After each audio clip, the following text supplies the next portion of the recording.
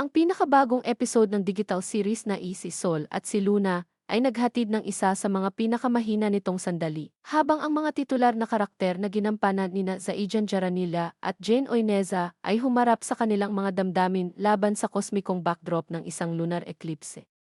Ang pambihirang celestial na kaganapan ay tunay na simbolo ng mga pagdududa at kawalan ng katiyakan na sumasalot sa dalawang tao na nagmula sa magkaibang pananaw sa buhay. Habang ang mga manonood ay patuloy na nakikisawsaw sa kwento ng pag-ibig ng mga karakter, nagsisimula silang matanto na ang salaysay ay nag-aalok ng kalat-kalat na mga aral sa buhay. Karamihan ay mapait, tulad ng pag-ibig at pagkawala at ang sakit ng paghihiwalay at paghihiwalay. Ang mga ito ay tumutugon sa mga kabataan ng iba't ibang henerasyon, Millennial at Generation T sa partikular, kung paano nag-project sina Sol at Luna ng magkakaibang mga tugon sa mga issue sa relasyon. Sa proseso, inilalarawan ng si Sol at si Luna kung paano humaharap ang mga pangkat ng edad na ito sa dalamhati at pagpapagaling. Kinapapalooban ni Luna ang millennial na paraan ng pag-navigate sa kalungkutan. Dinadala niya ang sakit ng pagkawala ng lalaking minsang humiling sa kanya, napakasalan siya at kumakatawan sa isang hinaharap na lubos niyang naisip. Ang kanyang kamatayan ay hindi lamang nawasak ang kanyang puso, ngunit nasira ang buhay na naisip niya para sa kanyang sarili. Sa mga unang yugto, kitang-kitang malungkot, mapait at galit si Luna.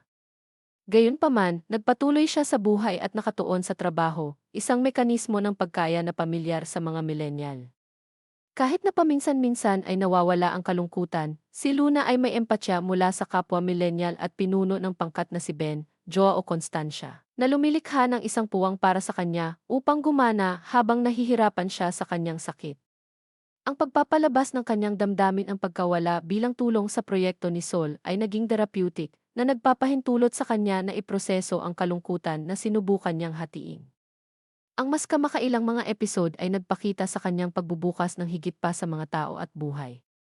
Pagdating sa pag-ibig, si Luna, bilang isang millennial, ay gumuhit ng matatag na hangganan.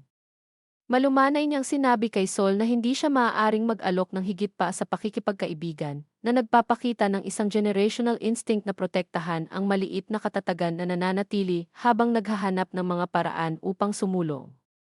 Sa kabilang banda, kinakatawan nito ang quintessential Gen Z perspective. May pag-asa, idealistic, at walang takot na isuot ang kanilang puso sa kanilang manggas.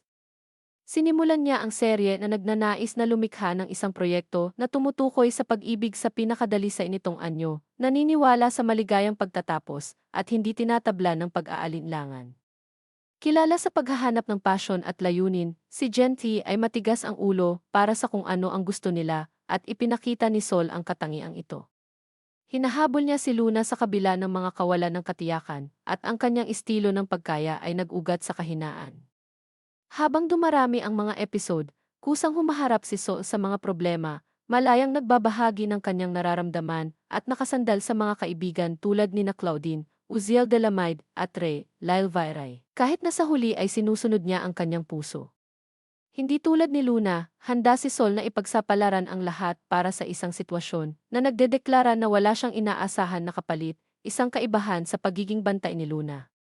Habang mas maraming manonood ang patuloy na naglalagak ng kanilang mga emosyon sa palabas, ang si Sol at si Luna ay susubok sa iba pang kritikal, ngunit naugnay na mga issue. Kabilang ang isang domestic na krisis na mag-trigger ng higit pa sa mga mekanismo ng pagharap ng Gen Z.